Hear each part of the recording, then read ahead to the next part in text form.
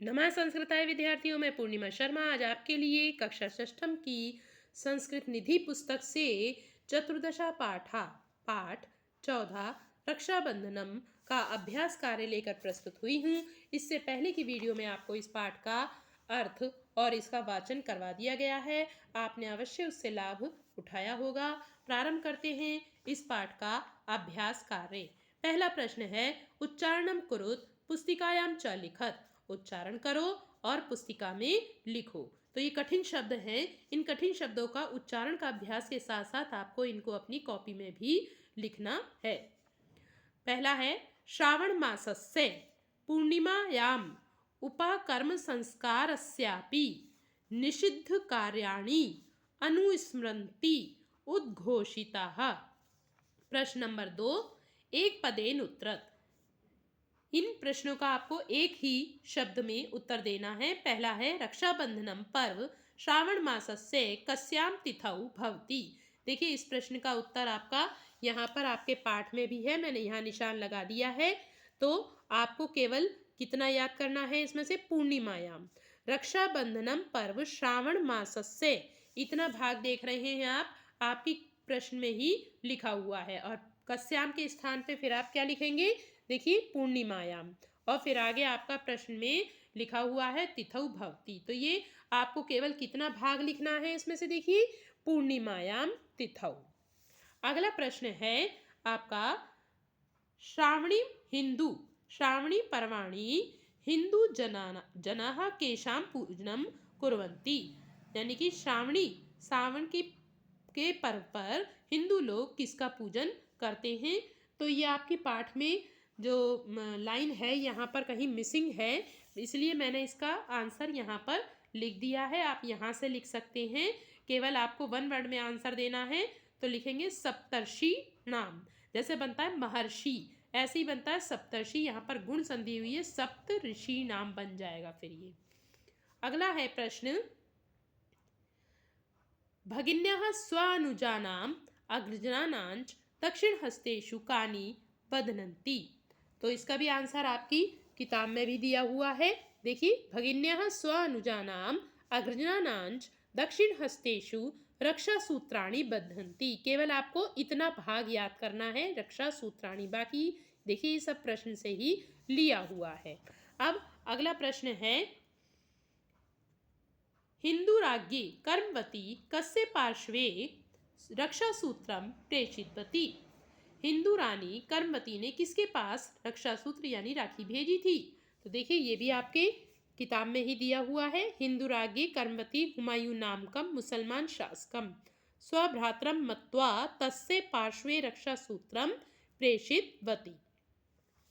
अब प्रश्न नंबर 3, पूर्णवाक्येन उत्तर। पूर्णवाक्य में उत्तर देना है।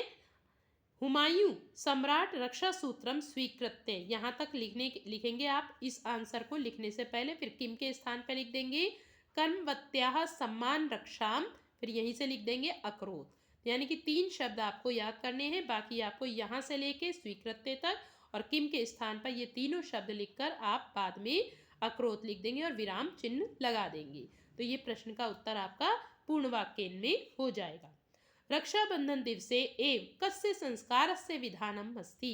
रक्षाबंधन के दिन ही किस संस्कार का विधान है। तो यहाँ पे आप लिखेंगे कस्य की जगह उपाकर्म, फिर पूरा लिख देंगे रक्षाबंधन दिवसे एव उपाकर्म संस्कारस्य विधानम अस्ति, फिर विराम लगाएंगे। अगला प्रश्न है, भारत शासनेन अयम दिवसः केन रूपेण उद्घोषिता।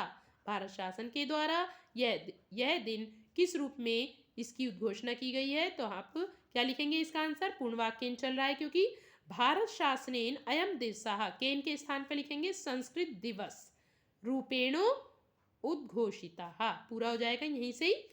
अगला है, रक्षाबंधन दिवसे कस्याः भाषायाः दिवसो भवति। रक्षाबंधन के दिन कौन सी भाषा का दिन होता है। तो लिखेंगे रक्षाबंधन दिवसे, कस्या की जगह संस्कृत, भाषायाः दिवसो भवति। ये पूरा आंसर आपका यहीं से ही आपको मिल जाएगा। अब प्रश्न नंबर 4 है, का स्तंभ को ख स्तंभ से जोड़ना है। पहला है, संस्कृतम संपूर्णम देशम। संस्कृत संपूर्ण देश को किस में बांधता है, एकताया सूत्रे बध्नाति। एकता के सूत्र में बांधता है। तो इसको आप यहाँ मिला देंगे। आप यहाँ पे नंबर भी लिख सकते हैं, जैसे मैंने लिख रखा है का नंबर। खा नंबर है रक्षाबंधन दिवसे एव, क्या होता है, रक्षाबंधन के दिन ही उपाकर्म संस्कार होता है। तो देखिए यहाँ पे खा नंबर मैंने लगाया हुआ है, आप भी यहाँ से लेकर खा नंबर लिख सकते हो, राइट आंसर भी सामने लिख सकते हो और इस तरह से क्रॉस भी कर सकते हो। लेकिन राइट आंसर आप सामने लिखेंगे तो आपको पढ़ने में और समझने में आसानी रहेगी। तो क्रॉस करने में कई बार आंसर गलत हो जाता है, आप राइट आंसर ही इसके सामने लिखें। रक्षाबंधनस्य अस्माकं समाजे अति महत्वं विद्यते। फिर इसको से जोड़ेंगे, सह सम्राट रक्षा सूत्रम स्वीकृत्य। सम्राट कौन था, हुमायूं।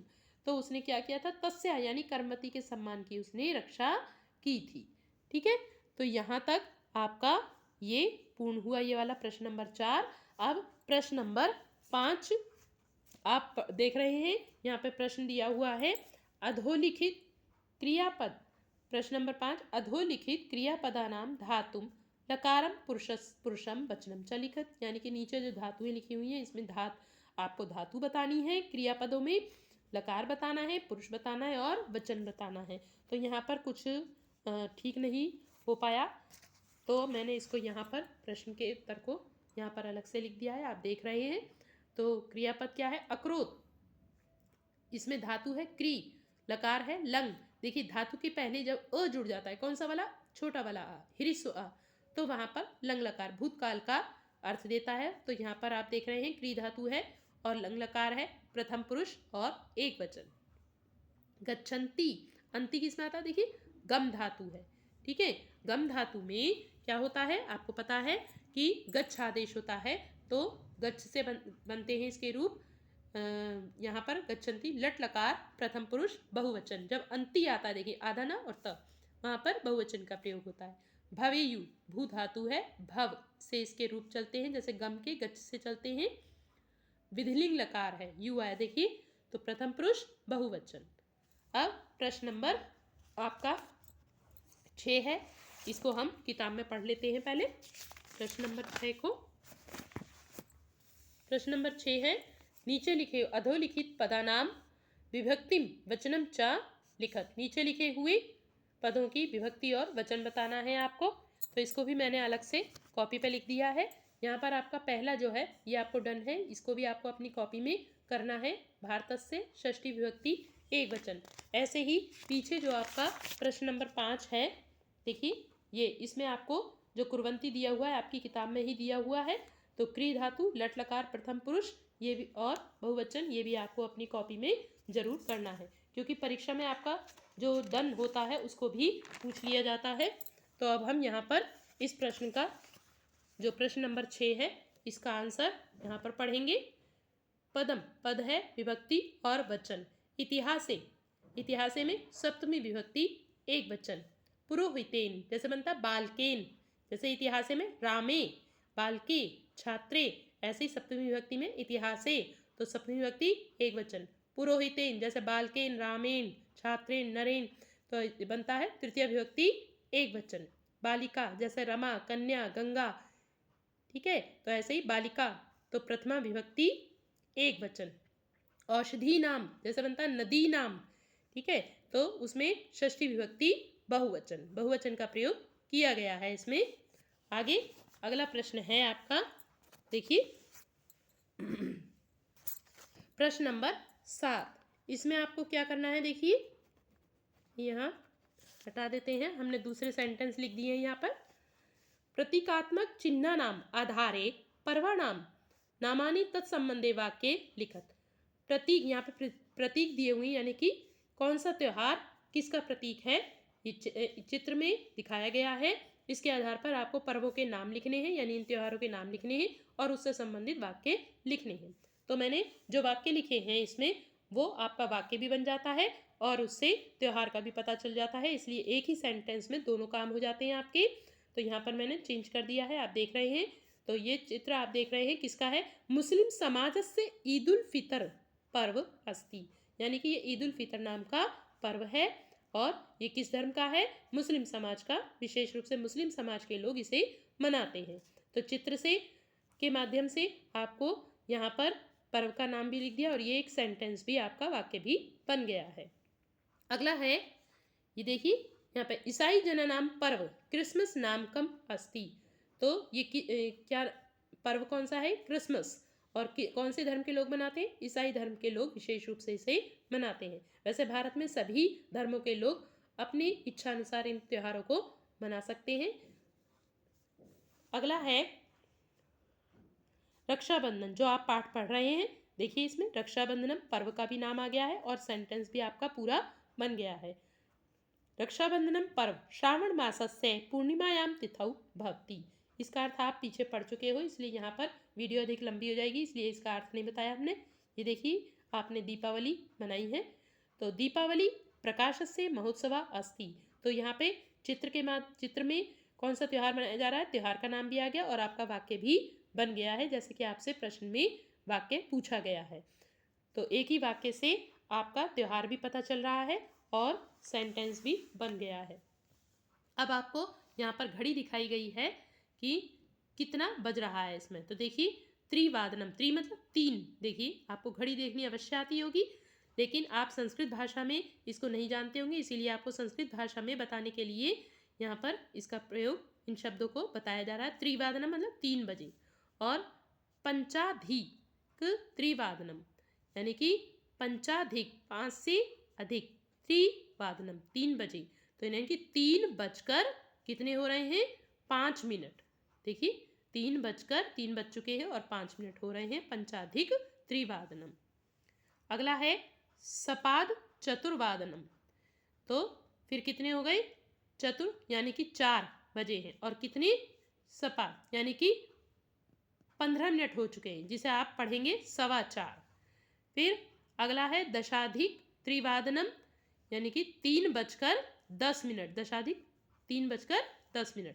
फिर अगला है देखिए सार्ध चतुर्वादनम। सार्ध कहते हैं आधे को, यानी कि इस समय कितने बज रहे हैं? 4:30 यानी कि 4:30। पंच न्यून त्रिवादनम। अब यहाँ पे न्यून मतलब कम, तो 3 बजने में कितने मिनट है? 5। न्यून मतलब कम, तो 3 बजने में 5 मिनट। अगला है पादोन पंचवादनम यानी कि 5 बजने में, ओन मतलब कम, तो कितने मिनट है? 15 मिनट है। अभी 5 बजने में, देखिए 4:45 बजे हैं, 5 बजने में 15 मिनट है। अब अगला है चत्वारिंशत् अधिक त्रिवादनम यानी कि 3 बजकर कितने हो रहे हैं मिनट? यहाँ पर देखिए 40 मिनट। 3:40 हो रहे हैं, अभी 4 नहीं बजे हैं। तो देखिए यहाँ पर 30 हो गए और यहाँ पे 10 प्लस करें तो कितने हो गए? 40, यानी कि 3:40।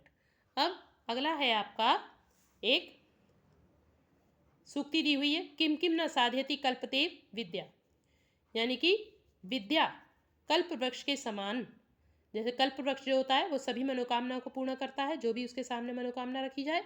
तो विद्या से यानी ज्ञान से क्या क्या जो है सिद्ध नहीं होता। तो कह रहे हैं विद्या कल्प वृक्ष के समान क्या क्या सिद्ध नहीं करती, अर्थात सब कुछ हम विद्या प्राप्त करके हम अपनी मनवांछित इच्छा को पूर्ण कर सकते हैं। आज के लिए इतना ही बच्चों, धन्यवाद।